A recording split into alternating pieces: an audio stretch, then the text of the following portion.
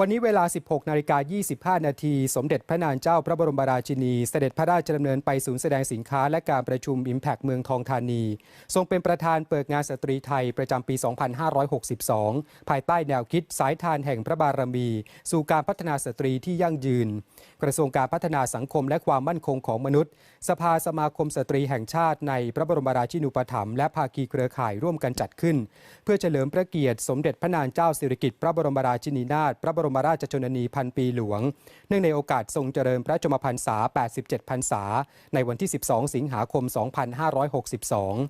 ทั้งเป็นการเฉลิมพระเกียรติสมเด็จพระนางเจ้าพระบรมราชินีเนื่องในโอกาสพระบาทสมเด็จพระเจ้าอยู่หัวมีพระบรมราชโองการโปรดเกล้าโปรดกระหม่อมสถาปนาเป็นสมเด็จพระบรมราชินีเมื่อวันที่ 4 พฤษภาคม 2562และเนื่องในโอกาสทรงเจริญพระชนมพรรษา 41 พรรษาเมื่อวันที่ 3 มิถุนายน 2562 ด้วยสำนึกในพระมหากรุณาธิคุณแสดงความจงรักภักดีและทำรงไว้ซึ่งวันสตรีไทยแสดงให้เห็นถึงพลังของสตรีไทยที่เป็นกำลังสำคัญในการพัฒนาและช่วยเหลือสังคมโอกาสนี้พระราชทานเกียรติบัตรแก่สตรีไทยดีเด่นและเยาวชนสตรีไทยดีเด่นพร้อมทั้งมีพระราชดำรัสเปิดการประชุม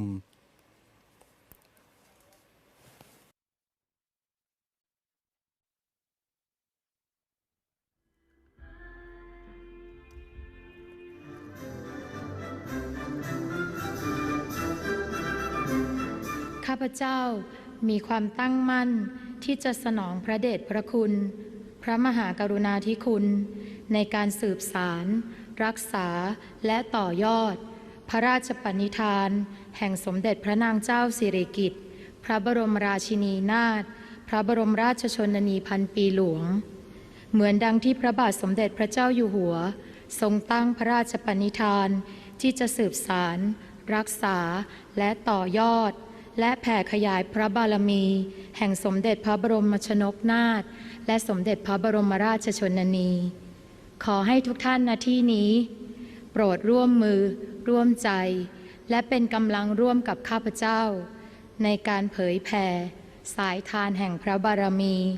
สู่การพัฒนาสตรีที่ยั่งยืนเหมือนดังที่ท่านได้ตั้งแนวความคิดของการจัดงานในปีนี้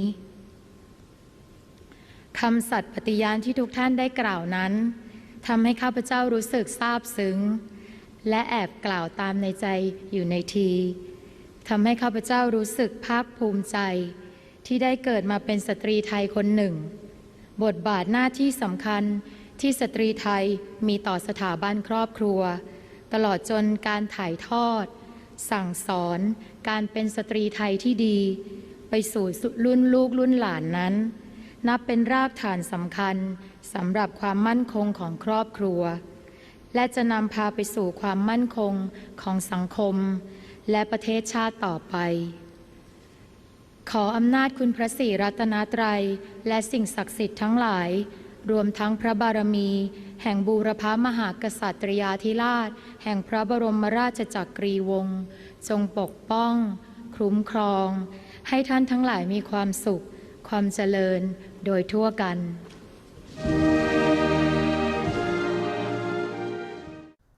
สมเด็จพระนางเจ้าสิริกิติ์พระบรมราชินีนาถพระบรมราชชนนีพันปีหลวงทรงพระกรุณาโปรดเกล้าโปรดกระหม่อมให้วันที่ 1 สิงหาคมของทุกปีเป็นวันสตรีไทยและพระราชทานแนวพระราชดำริหน้าที่สำคัญเบื้องต้นของสตรีไทยไว้ 4 ประการ